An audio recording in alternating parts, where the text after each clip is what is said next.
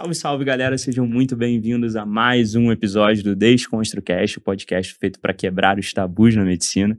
Meu nome é Bernardo Prestes, sou um dos hosts aqui do podcast. Hoje eu não tenho minha co-host aqui, minha maravilhosa Gabriela de Araújo, mas temos uma convidada ultra especial. Tenho o prazer de receber aqui Manuela Medeiros, mais conhecida como Manuzita, para os seus mais íntimos 1.200.000 seguidores. Tá certa essa contagem aqui? No Instagram temos alguns mais, no TikTok. Algumas dezenas de milhares, centenas de milhares. Que é médica recém-formada, né? Um dia de graduação. Meu Deus. A.K.A. desempregada. A.K.A. Procura emprego. Influencer e founder da Rei Gringa, uma empresa para ajudar na difusão do ensino de inglês no Brasil. Seja muito bem-vinda, Manuzita. Muito obrigada, gente. Que emoção, que é isso. Obrigado por estar me recebendo. Vamos bater papo, né? Me falaram que era só bater papo. Vamos, já começamos aqui, né? Ali fora, isso. A entender um pouco mais dessa história. E eu queria que você repetisse um pouco do que você me contou, do seu caminho até chegar na medicina. Como é que foi essa escolha? Então, ao contrário do que todo mundo pergunta e imagina, a medicina não era uma realidade na minha vida, assim. Não brincava de médica quando... Não, eu brincava de cantora, sabe? Eu gostava de ser cantora. No fim do dia, você acabou seguindo esse caminho, né? Não. Inclusive, tem até música no Spotify hoje em dia. Opa! Juro. Então, assim, a minha vida inteira foi muito... Eu sempre gostei muito das artes, assim, eu sempre fui muito ligada nisso. Da música, da dança. E o processo, assim, na escola, enfim, a gente não trabalha isso quando a gente é novo sobre o que a gente vai fazer com 17 anos. Você não tem como decidir isso tão novo, sem ter dúvida, questionamento, ou incerteza, ou até mesmo trocar isso depois, porque você era muito novo pra escolher. Então, os meus pais sempre foram muito, muito tranquilos com relação ao que eu gostava ou não de fazer. Mas eles investiram muito no meu estudo, tanto meu e da minha irmã e dos meus irmãos, enfim. Você tem médicos na família? Tenho o meu Dindo, mas ele já é da velha guarda. Ele é ortopedista em Porto Alegre, mas assim, é realmente uma velha guarda. Então não tinha uma referência tão próxima. Mas depois a minha prima, que aí foi a minha referência mais próxima, que me trouxe para essa realidade, para esse sonho que foi a medicina. E ao longo desse processo dos anos, eu fui entendendo que eu sempre gostei muito, assim, de exatas, eu gostava de estudar. E é doido falar isso, né, quando você gosta de estudar, mas eu gostava quando eu entendia. Então, tipo, quando você entende a matéria e você tem aquela sintonia com o professor, e você consegue colocar isso no papel e fazer, eu senti uma satisfação plena naquilo. E não era assim, porque eu consegui o resultado. Não, é porque eu entendi, eu repliquei e aquilo tava dando certo, tava fazendo sentido na minha cabeça. E eu tinha muito isso com a física. Tipo, a física sempre fez muito sentido na minha cabeça. E aí, enfim, conversa vai, conversa vem. Uma vez uma professora minha falou assim, agora vocês estão no 2º ano, vocês têm que decidir o que vocês querem fazer. Porque vocês estão indo pro 3º ano. E nessa minha escola, a gente já tinha uma dinâmica de cursinho no 3º ano. Uhum. Então, aquele clima gostoso, né? Aquele clima bem tranquilo. Sem competição. Zero competição, todo mundo é muito amigo. Super aberto, exato. Claro. Entendeu? Eles prezam pelos valores familiares. Tô zoando. Mas assim, que eu digo... Assim, você sai de uma escola que você conhece todo mundo pra um lugar que são 300 pessoas numa sala. Um ambiente hostil. Minúsculo. Aquela concorrência do simulado ali.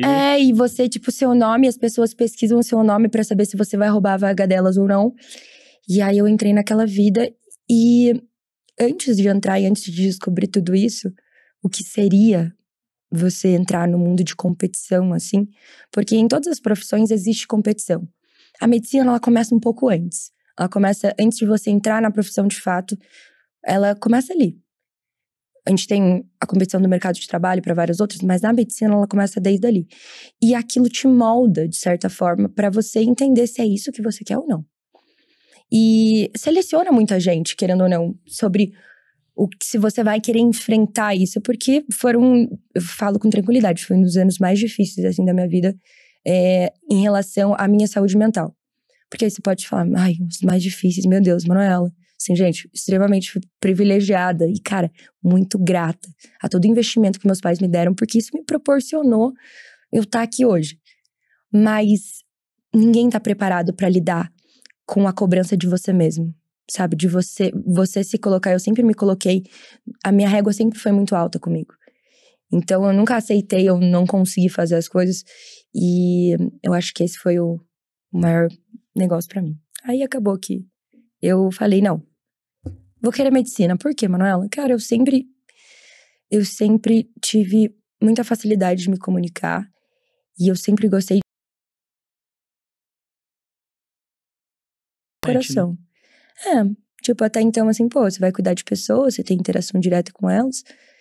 Só que ninguém fala, né, que as pessoas são doentes, que você tem todo um caminho pra percorrer, enfim.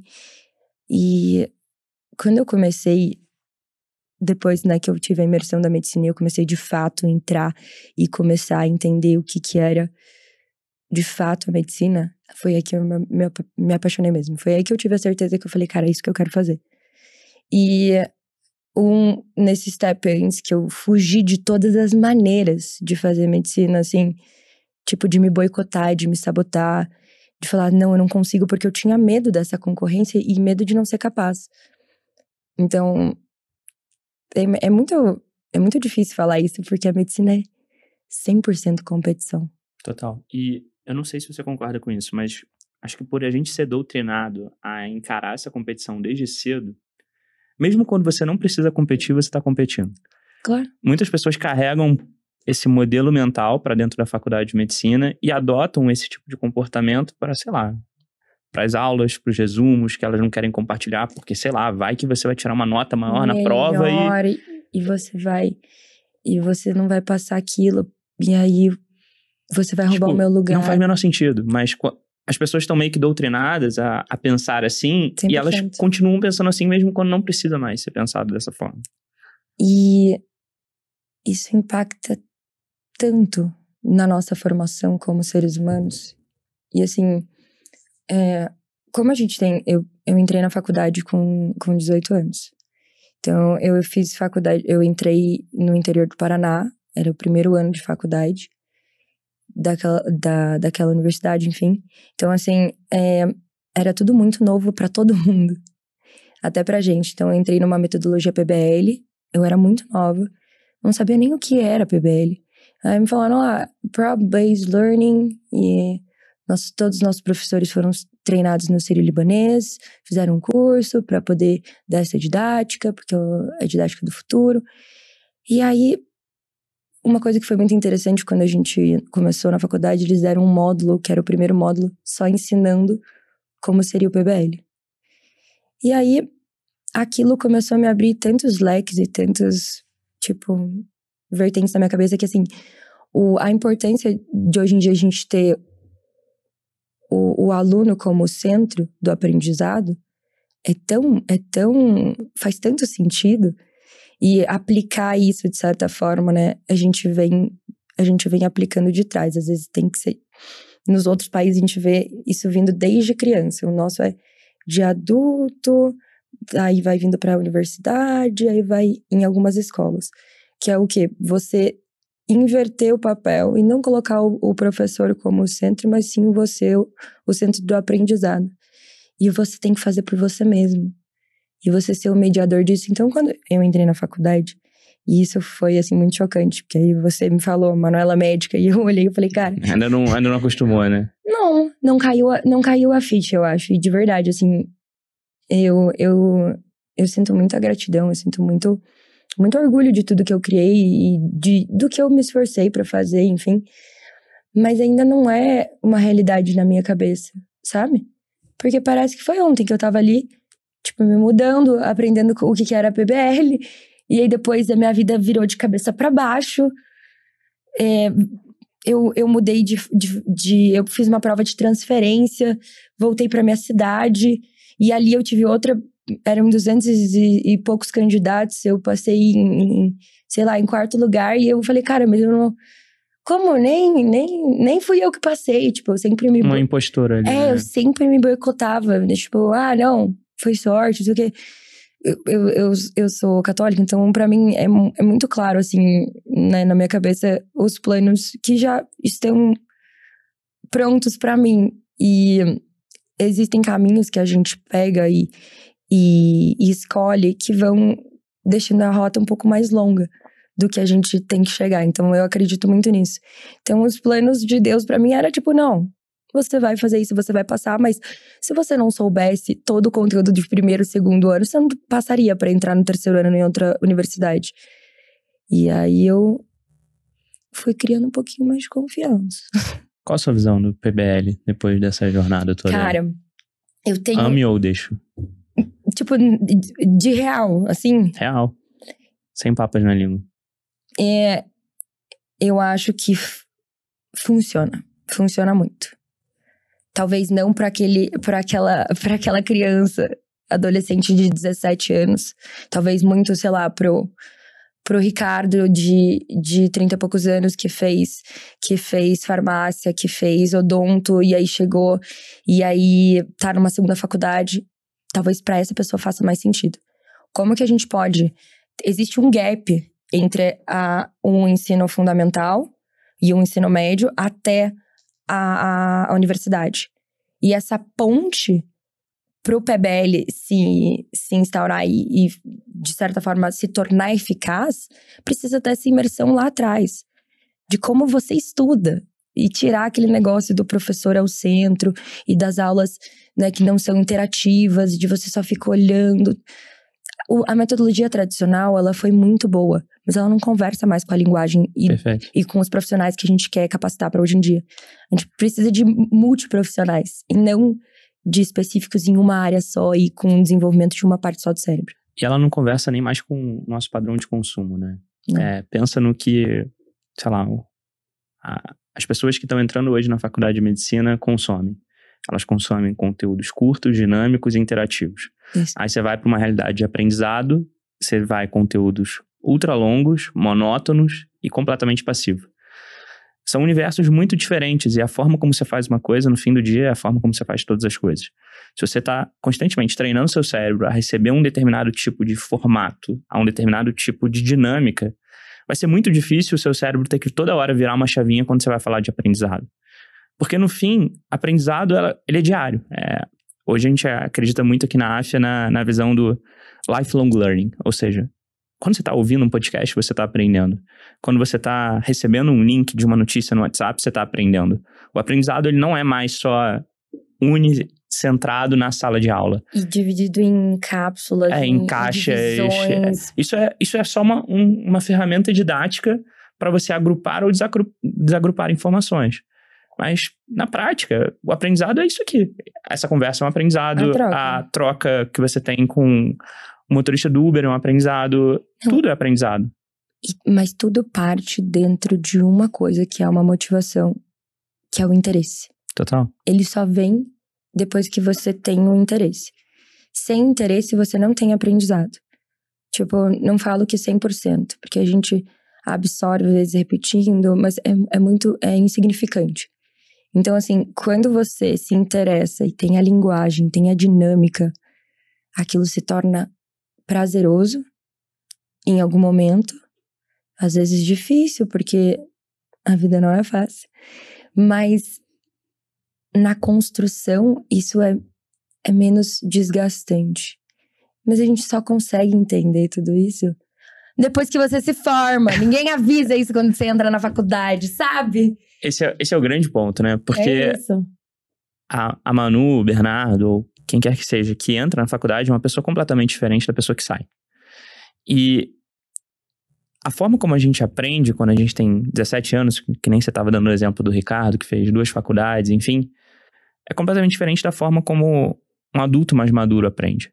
A capacidade de sinapse, enfim, a capacidade de armazenamento, o nível de disciplina dessas pessoas são completamente diferentes. Então, para a gente concluir esse assunto do PBL, a gente avançar aqui também, eu acredito muito na tese do PBL.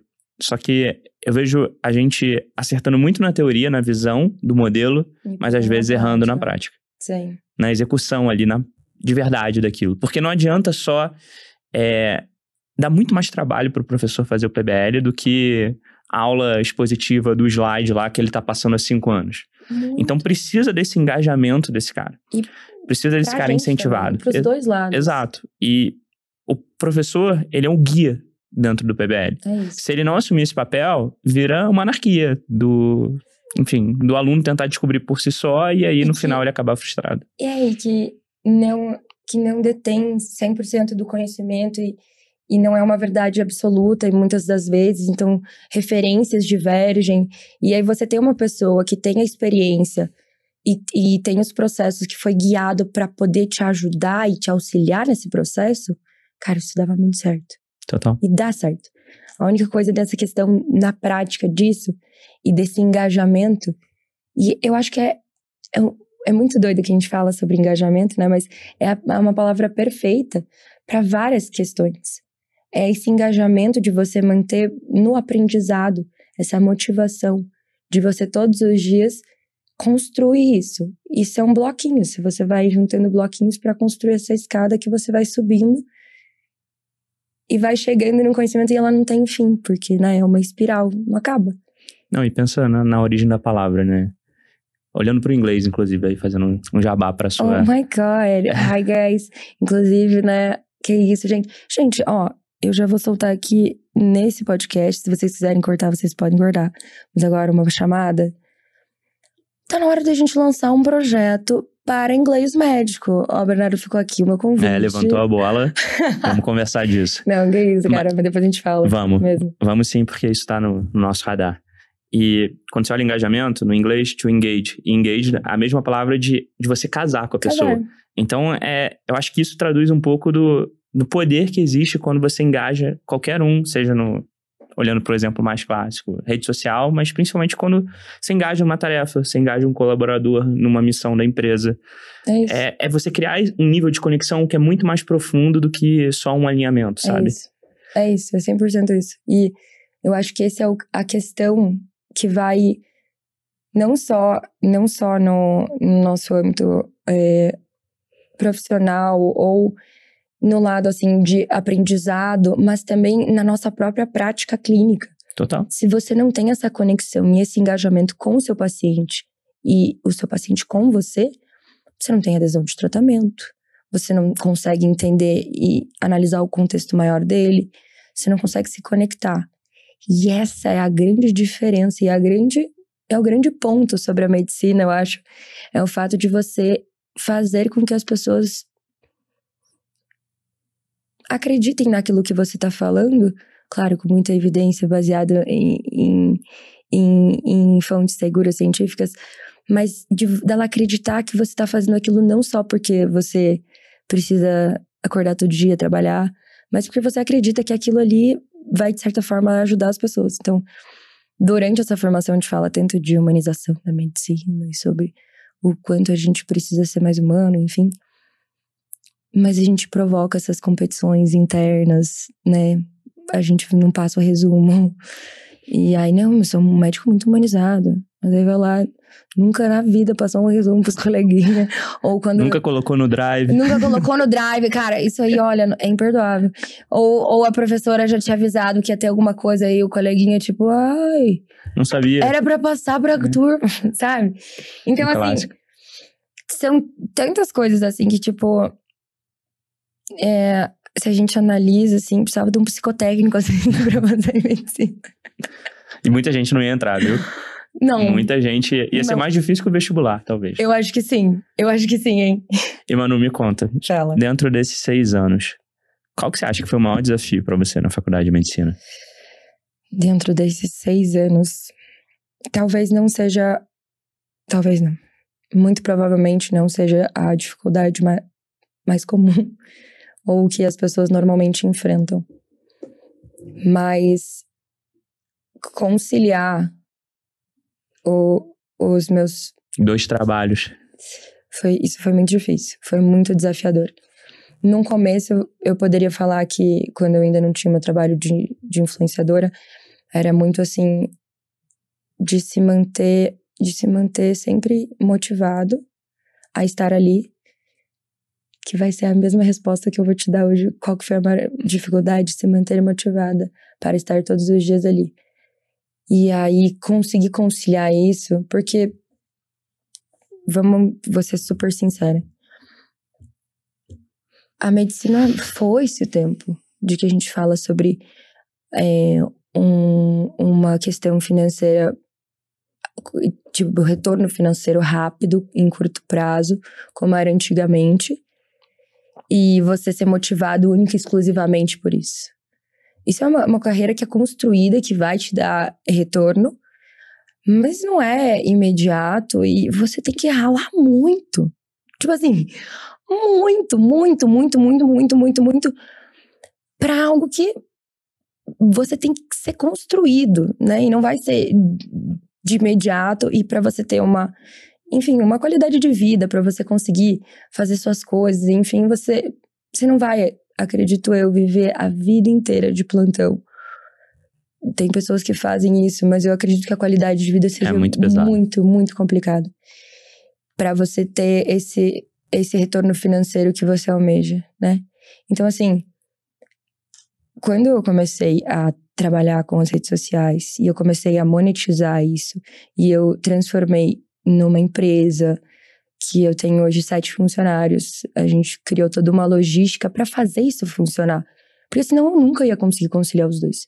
Se não fosse toda a minha equipe ali me ajudando no dia a dia, montando roteiro, sentando, vamos lá, reunião de manhã, aí, eu tenho ambulatório à tarde, vamos, o que a gente vai fazer, o que a gente vai construir.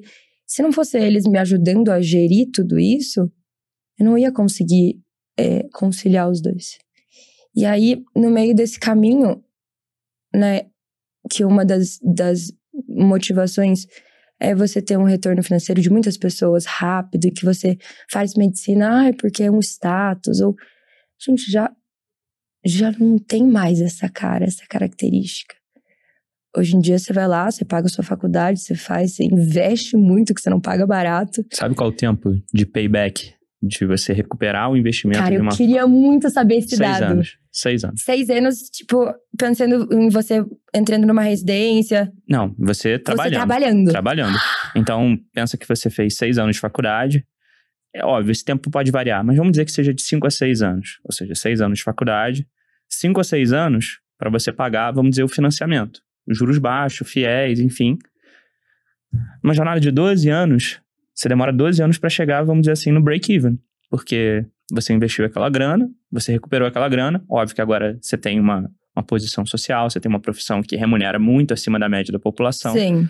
Mas, cara, são 12 anos. Isso se você não fizer uma residência que vai diminuir sua renda média por algum tempo, dependendo da residência, 3, 5, 6 anos. 6 anos. Então, é o jogo do longo prazo. Se você entrar na medicina apenas com a cabeça de, vou gastar 6 anos aqui, vou sair, vou comprar minha BMW, cara, você vai ser eternamente frustrado. E a gente vê muito médico assim. A gente tem um nome pra isso. É o dublê de rico. O dublê de rico. O dublê de rico. Com certeza. O Michael fala muito disso. Gente, e não é meme. É real. É real, porque o cara tá com o carro do ano, o APzão top, só que nada dele, é tudo do banco, é tudo financiado. É isso. E você se coloca num padrão de vida muito... Exato. Inatingível. E você tem que sustentar aquele status perante a sociedade, porque afinal você é médico. Afinal, você é médico. E a medicina para a sociedade também gera status. E você sabe que existe um mercado de luxo olhando pro médico. E o argumento deles é, doutor, mas você merece um negócio melhor. Você se dedicou tanto. Entra aqui nesse financiamento, pega aqui esse empréstimo, olha aqui esse relógio. As pessoas sabem disso. Então elas vão nessa vulnerabilidade ali, dessa... aluna ou aluno que entraram um pouco com essa cabeça de eu vou fazer uma faculdade de medicina, eu vou ter uma renda média boa e eu preciso ter uma condição melhor. E eu mereço. É o famoso eu mereço. Não, eu tô trabalhando muito, então eu mereço viajar, eu mereço, sei lá, comer mal. E aí as pessoas vão abdicando de tudo. Da renda, da qualidade de vida, da saúde, porque eu mereço hoje comer um negócio aqui meio trash. Então, é muito perigoso essa motivação. Porque se a sua motivação tá errada, muito provavelmente você vai tomar as atitudes erradas também ali no caminho. E não só tomar as atitudes erradas, mas você vai se comportar de uma maneira errada com pessoas que que não escolheram essa motivação. Tipo, que ela não escolheu ser atendida por você, no sentido de que ela soubesse que você precisa manter tudo isso. E aí você precisa de mais fluxo, então entra, sai, eu preciso... Então, assim, quando eu falo, assim, que o mais difícil foi manter a motivação, porque o lado do financeiro... A medicina nunca vai me rentabilizar o que eu ganho hoje em dia com redes sociais e sendo empresária. E eu falo tranquilamente, nunca. Nem que eu fosse assim, cara, a mais top,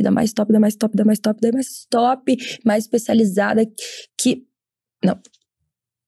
Tipo, eu muito provavelmente pra isso não teria vida, eu não teria tempo de ver minha família, eu só faria isso, acordaria, iria pro meu trabalho, voltaria, estudaria e nem acho que chegaria perto. Mas o que eu quero dizer? Eu quero falar que a rede de influência ganha muito, enfim.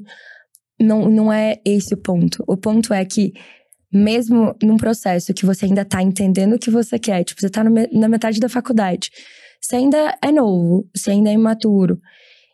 Ainda sou também, né? Tenho tanta coisa pra aprender. Mas assim, você ainda tá num processo. E aí você começa a ganhar dinheiro. Do nada. De várias marcas que acreditam no teu potencial de influência e querem te contratar pra ganhar mais visibilidade. Eu falo, vários desses dublês de rico, medicina, beijão, com Deus. E eu recebia diariamente... Por que você não larga a medicina? Colega assim, larga, para com isso, para. Você chegou a pensar nisso? Várias vezes, mas isso antes da... você. Durante a tua faculdade. Sem virar um influenciador da era do TikTok. Você pensou em desistir? Pensei algumas vezes. Gente, isso é pré-requisito no estudante de medicina. Se você não pensou até agora, você tá fazendo errado. Você tá fazendo errado. Total. Mas eu vou te falar que na residência, na faculdade de medicina, eu pensava, sei lá, esporadicamente. Na residência era... todo dia. Dia sim, dia também. Dia também. Era essa a lógica. Mas por que você continuou? Então, aí chega o grande ponto. Eu não tinha motivação tanto só exclusivamente profissional e de rentabilidade, porque afinal de contas a gente faz uma faculdade para poder ter um emprego, para poder ter...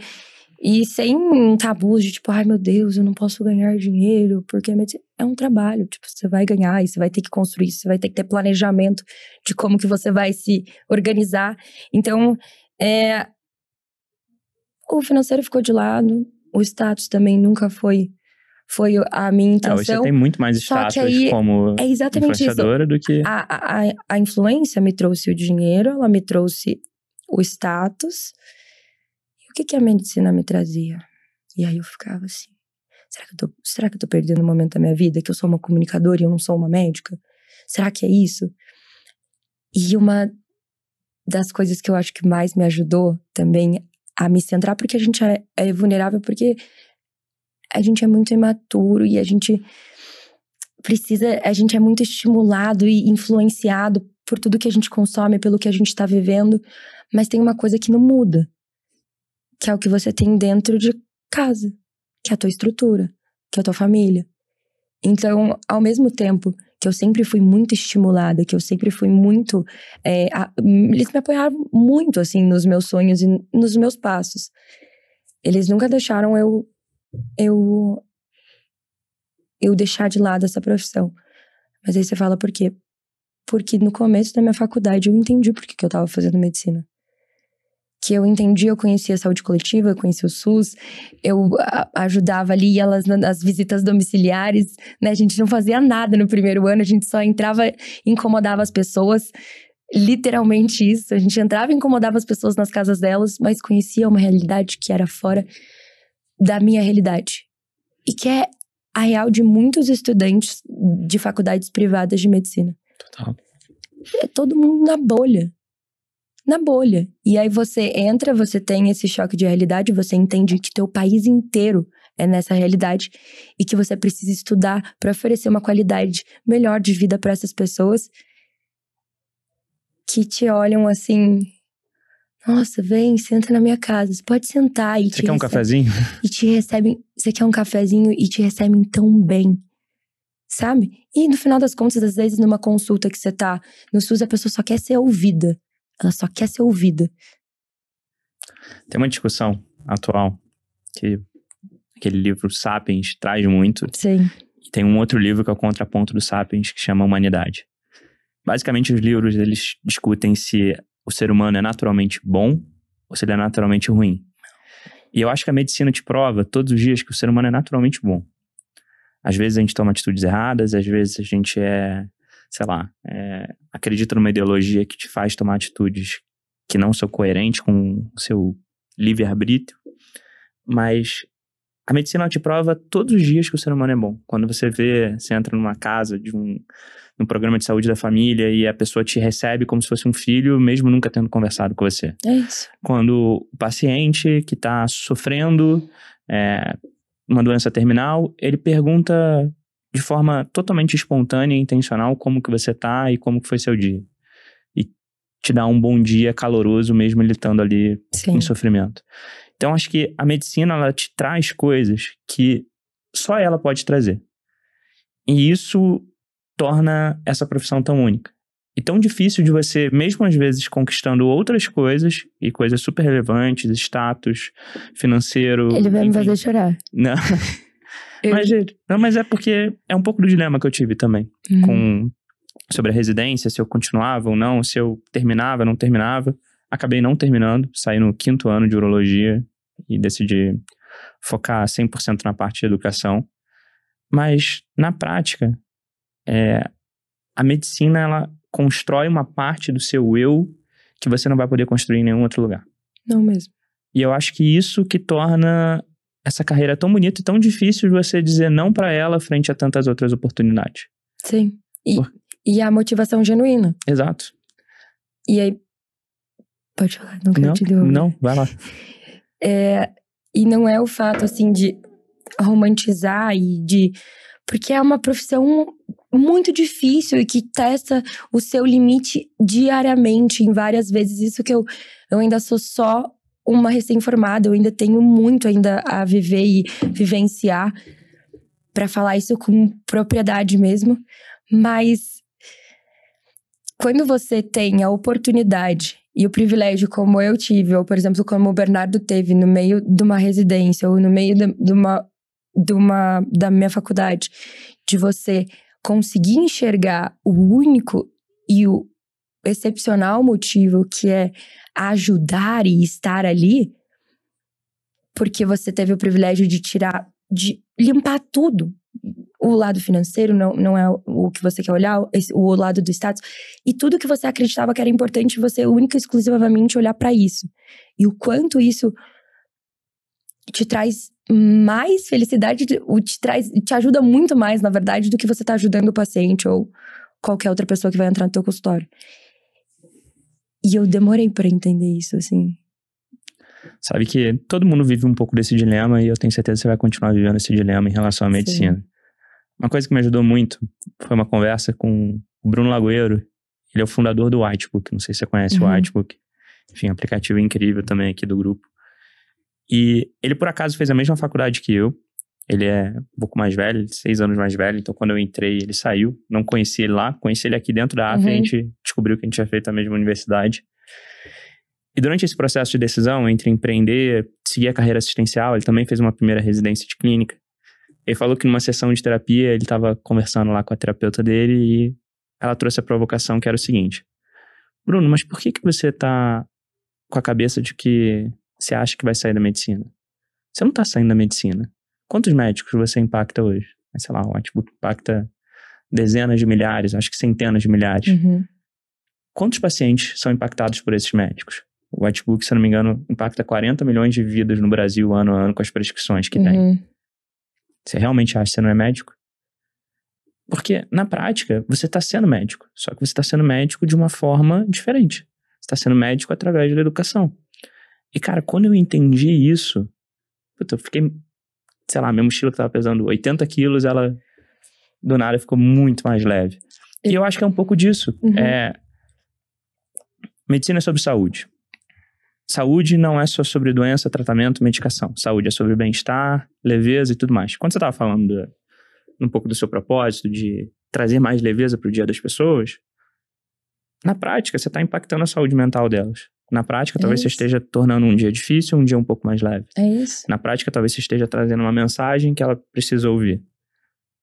Você, de fato, tá atuando na saúde do Brasil, só que de uma forma diferente, que é diferente de você estar num consultório. Foge do convencional. Acho que isso ajuda, sabe? Quando você coloca as coisas sob perspectiva. Alivia. E quando você coloca, realmente, por que eu tô fazendo isso? Por que eu tô aqui hoje? De que forma, o que vai impactar?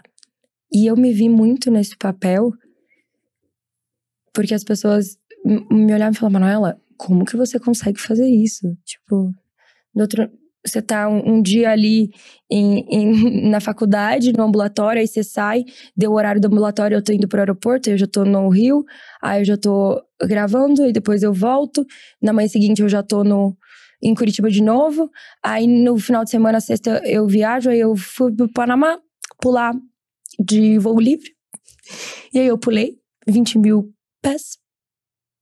Isso. Tem uma analogia que chama lado A e lado B, né? Que também é famoso pelo palco e bastidor. Quando você vê, talvez, a rotina de um influenciador como você fala, caramba, queria muito isso aqui. Queria muito poder receber uma publi de uma grande marca, queria muito ter acesso a esse ambiente. Só que não tem o outro lado, né? Toda construção demanda esforço, demanda abdicação, demanda renúncia.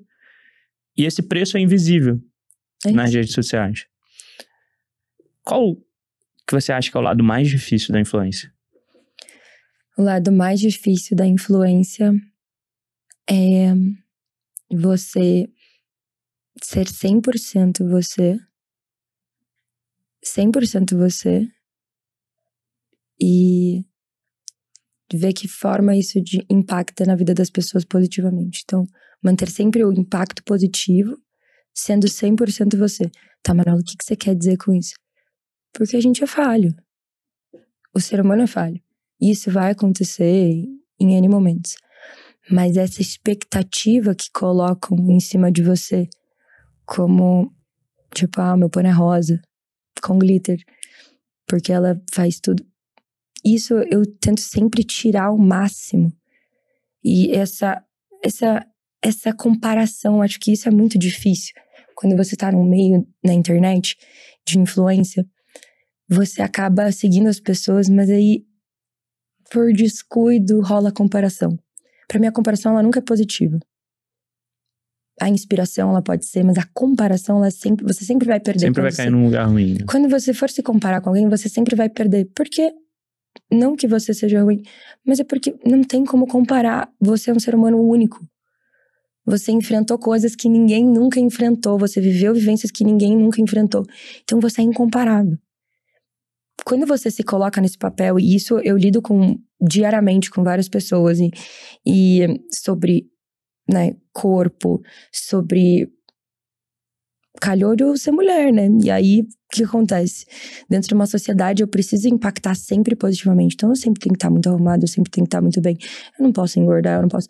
Claro, também tem uma cobrança muito também desleal com vocês, homens. Mas isso sempre foi muito forte com nós, mulheres.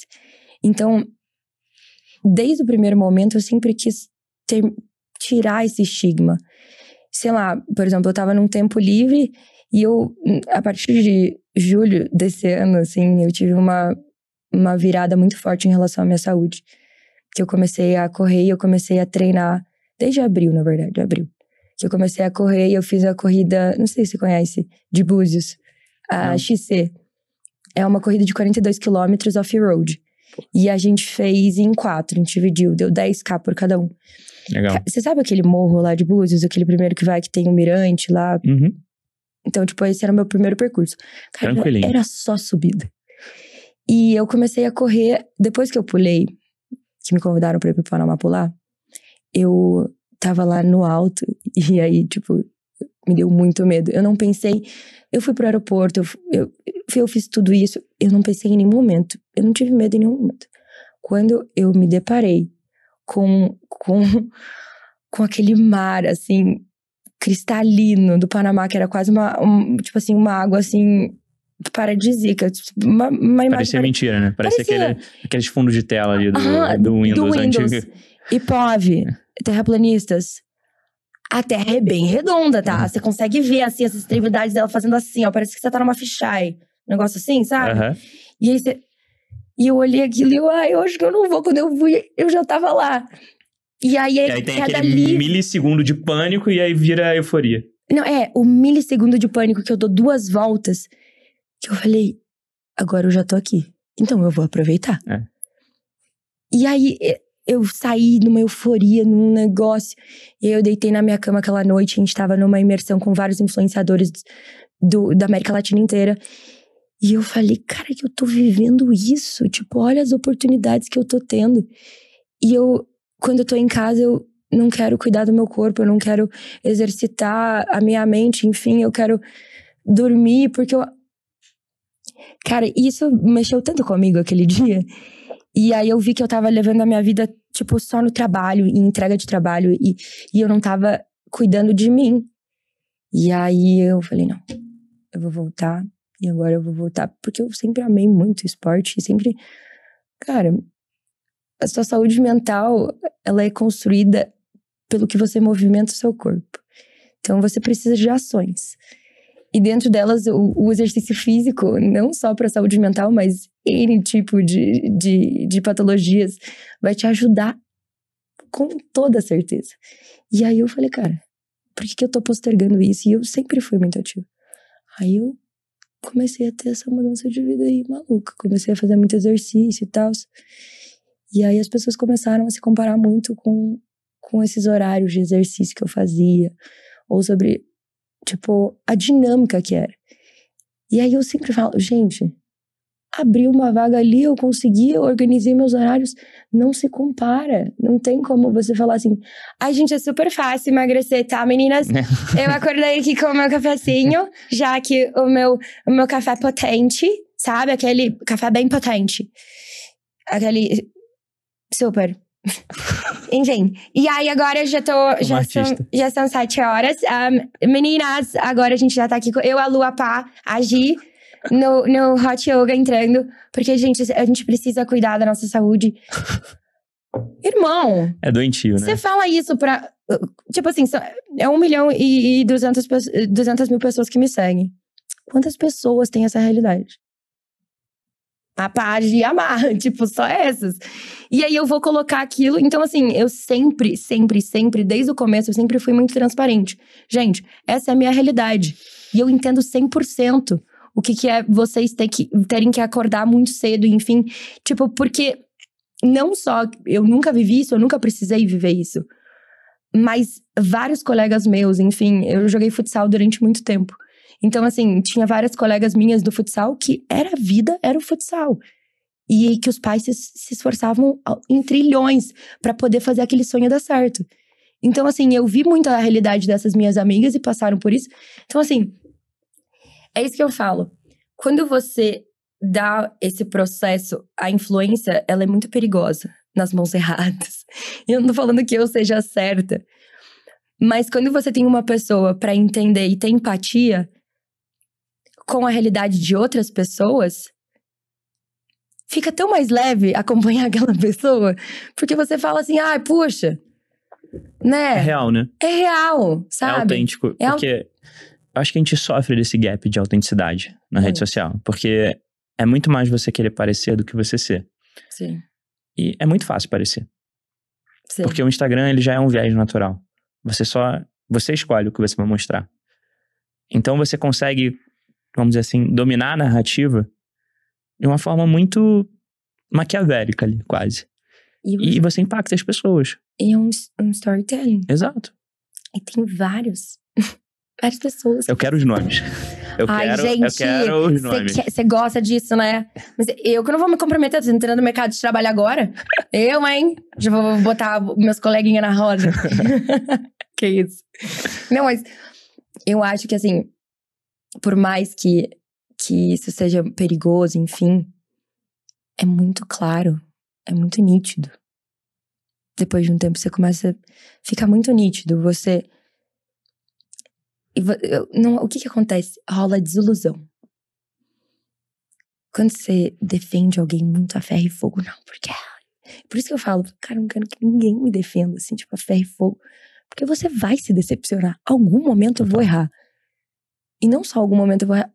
Diariamente, às vezes, eu faço escolhas que não vão te agradar. E o ponto não é que eu precise te agradar. Não, eu quero te ajudar a deixar a sua vida um pouco mais leve. E se você quiser me acompanhar nessa rotina diária e difícil que é produzir conteúdo, que é, enfim, gerenciar pessoas, time. Cara, eu comecei a fazer cursos sobre como gerenciar pessoas, né? Porque foi aumentando o meu leque. Então, a gente tem que ter roda de feedback, a gente tem que ter trabalho. Eu preciso cobrar outras pessoas. E eu tava numa posição onde eu tenho 24 anos e pessoas que são mais velhas que trabalham comigo.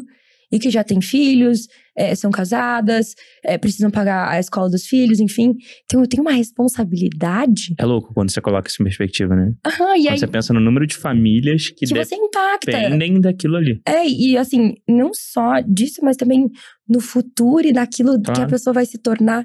Então, eu aprendi a me respeitar também. Eu acho que eu me colocava muito num papel de...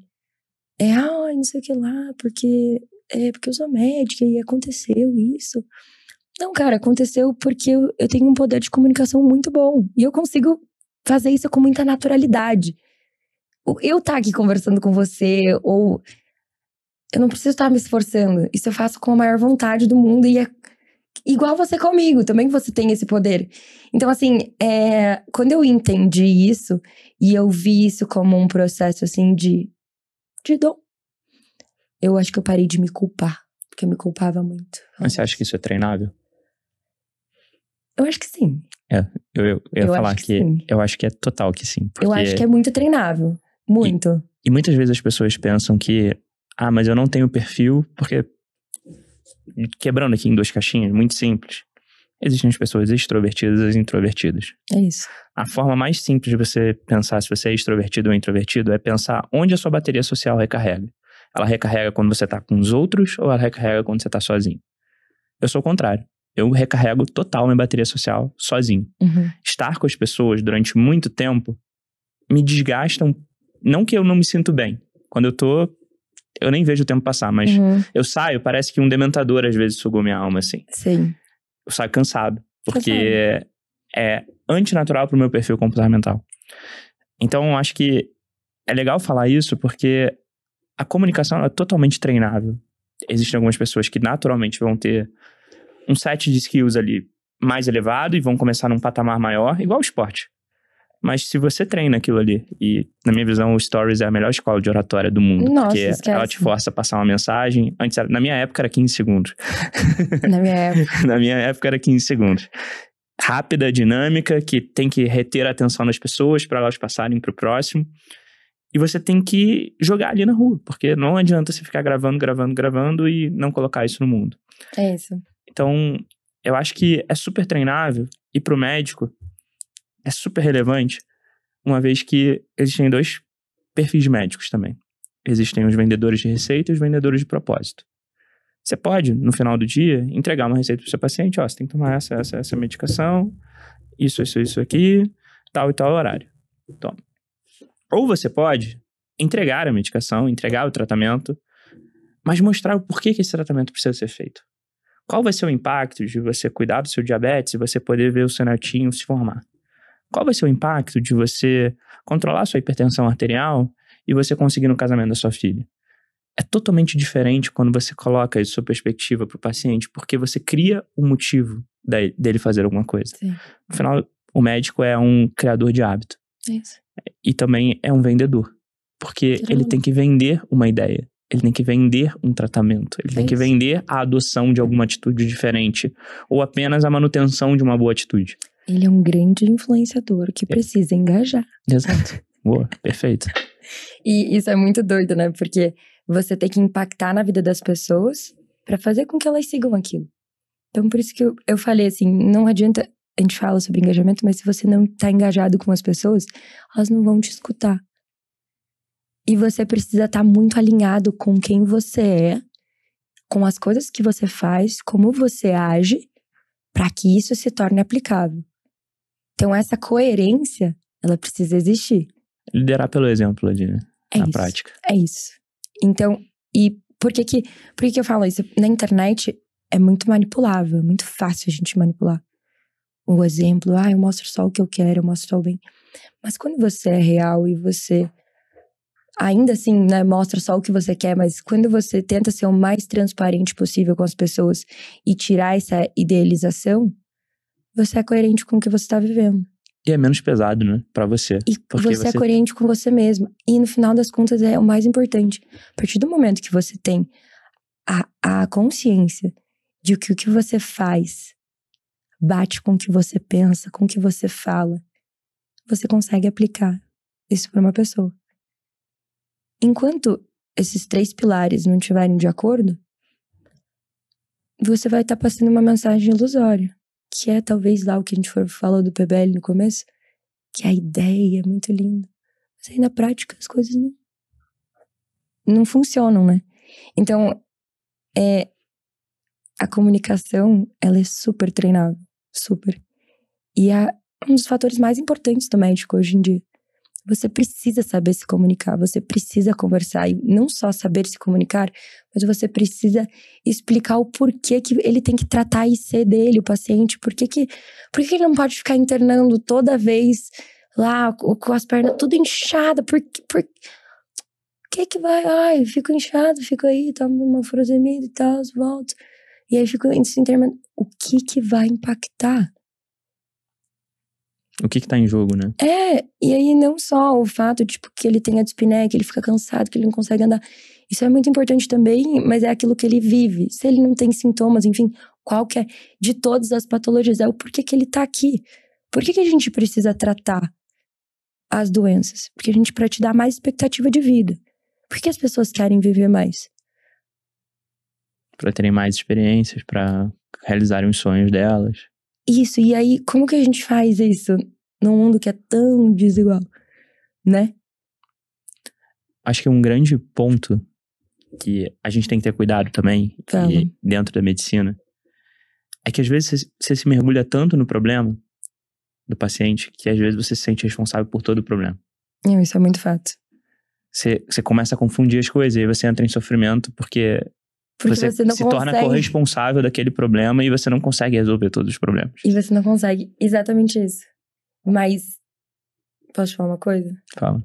Que eu acho que você, agora, eu também um pouco, querendo ou não, por conta do Regringa, quando a gente entrou isso e quis difundir o inglês para outras pessoas, principalmente agora, que a gente quer levar isso nas casas das pessoas, enfim, através da educação. Acho que a grande chave hoje em dia da gente transformar, e não só transformar, mas dar a opção. Você tem a escolha.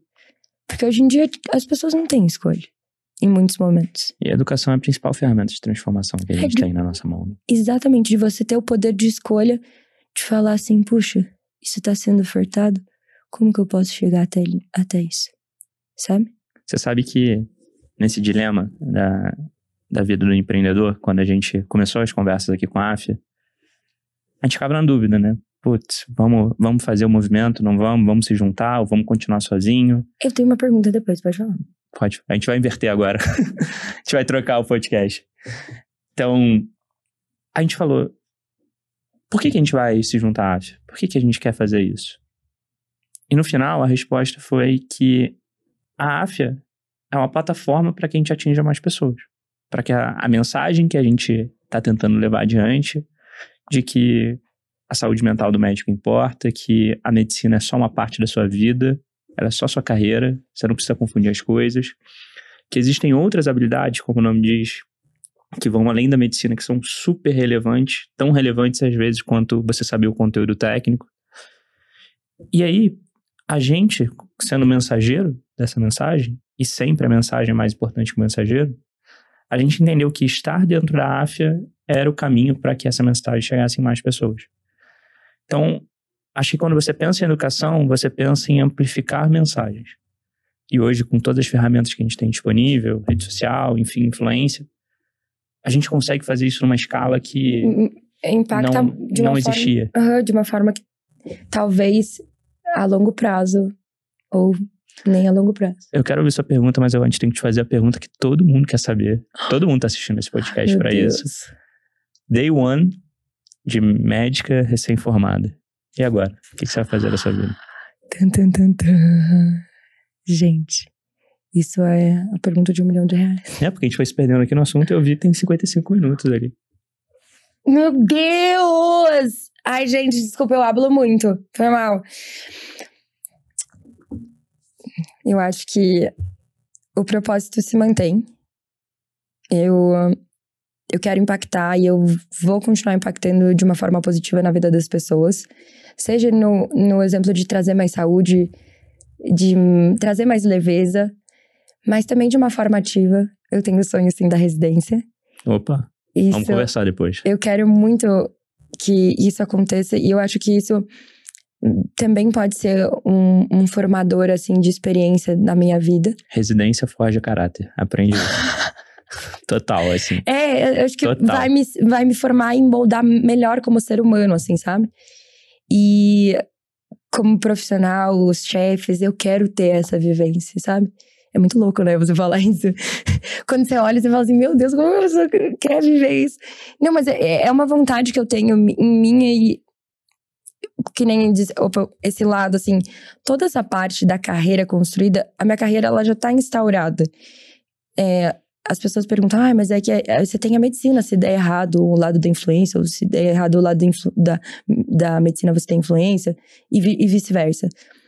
Não, eu já tô muito instaurada naquilo que eu criei, e no formato e na dinâmica de negócio que eu tenho.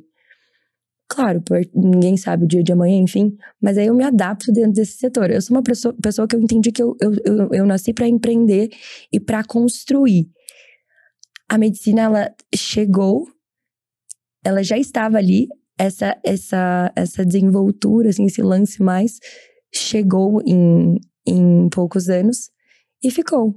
Mas eu ainda quero muito ser uma residente, eu ainda quero muito viver isso e realmente me especializar em uma área. Será que eu conto? Conta. Tá. Eu gosto muito de ginecologia e obstetrícia.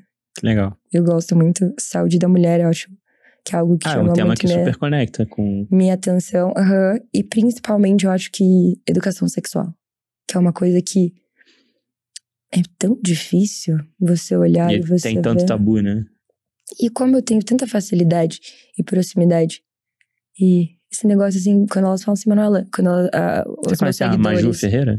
Maju Ferreira, não conheço. Ela é uma influenciadora, também já veio aqui. Ela recém formou em medicina e ela fala sobre tocofobia, que é o medo de você engravidar, e aí traz essa perspectiva de educação sexual. Depois eu conecto vocês duas. Acho que vai ser legal. E, enfim, é um lado assim que eu quero muito explorar, e também porque grande parte das consultas ginecológicas tem uma insatisfação e um não conseguir explorar o lado sexual e a parte sexual, que é muito importante. E não digo grande parte, mas muitas das queixas e das consultas que eu presenciei, um dos focos era a relação sexual, que gerava N problemas. Então, assim, por N fatores, mas eu acho que é um caminho que eu possa seguir. Vamos aguardar as cenas aí dos próximos capítulos e conta com a gente para ajudar nessa missão da residência. Claro, a Afia tá sempre comigo. Pode deixar. Manu, a gente tá caminhando aqui pra reta final do podcast. E aí a gente sempre tem uma tradição aqui, que é pedir pro nosso convidado indicar um livro pra nossa audiência. Um livro que fez diferença na sua vida. Tá, calma. Esqueci de brifar disso. E aí tô pegando ela de surpresa. Não tem problema, não tem problema. Mas assim é mais espontâneo. Não, eu gosto. Pega o meu celular. É porque eu fiz uma lista de 10 livros anteontem.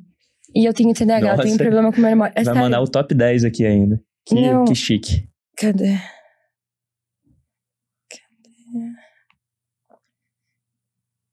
que... Rufem os tambores. Cara, o livro que formou o meu caráter, tá? Opa! Formou meu caráter como pessoa... Tipo, e eu conversei sobre isso com uma amiga minha, que a gente se conheceu no cursinho. E aí, eu tinha falado um pouquinho sobre o livro, enfim, ela, não acredito. Aí eu, sim. E aí, a gente meio que se conectou. Capitães de Areia, Jorge Amado. Uau. Esse livro impactou muito a minha vida. Aquela Manuela, que tinha 15 anos, 16, 15 anos. E Jorge Amado fez assim comigo. Ei, garota, a vida não é assim. Pá! E eu, nossa. Aquele tapa de luva assim, né? De luva de pelica, isso. Sabe? Uma coisa bem classuda. Eu tenho alguns outros aqui, mas Capitães de Areia foi assim, foi o livro que me fez ter uma visão diferente sobre as coisas e principalmente numa fase que a gente tá ainda descobrindo o que a gente quer, enfim. E aí meio foi um... Eu tenho um segundo desafio aqui pra você. Fala. Recomendar um convidado ou uma convidada que você quer ver aqui com a gente no DesconstruCast. Negritude de Jaleco. Uau, ótima sugestão. Sim. Já super ouvi falar dela, né? Bela, assim, olha... Ela é incrível. Vamos fazer esse convite. Juro. O mundo ainda é muito pequeno pra ela. Manu, queria te agradecer enormemente aqui pelo papo, foi incrível. Até perdi o tempo aqui, fui conversando, a gente foi entrando na espiral do assunto e muito bom te ouvir, muito, muito legal ver a maturidade como você enxerga a posição que você tá, a responsabilidade que você lida com toda a perspectiva que é ser uma influenciadora e impactar tantas pessoas e ainda ter essa jornada da medicina em conjunto. Tenho certeza que você é exemplo pra muita gente. Que isso. E queria que você deixasse aqui pro pessoal te acompanhar, as redes sociais, pra quem ainda não te acompanha. Sim, gente, por gentileza, todos me seguindo, por favor, pra ajudar essa desempregada no momento, recém-formada, que precisa de você, porque com você que eu construo e é a partir de vocês que eu, tô trabalhando com isso. Mas é Manozita com 2 Es. Fiz a minha primeira tatuagem, homenagem, coisa chique, né? Em todas as redes sociais, TikTok, Instagram, YouTube também.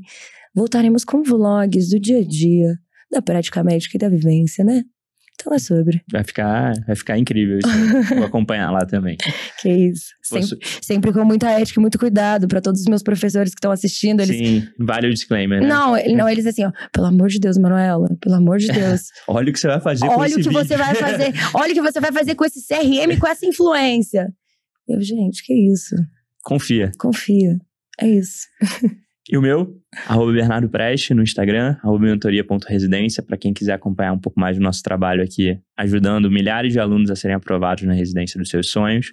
No YouTube também, @Bernardo Preste, e aqui no @DesconstruCast.podcast. Manu, obrigado por tudo. Obrigada. Foi incrível. Pessoal, até a próxima. Tchau, tchau. Tchau, gente. Obrigada. Tchau.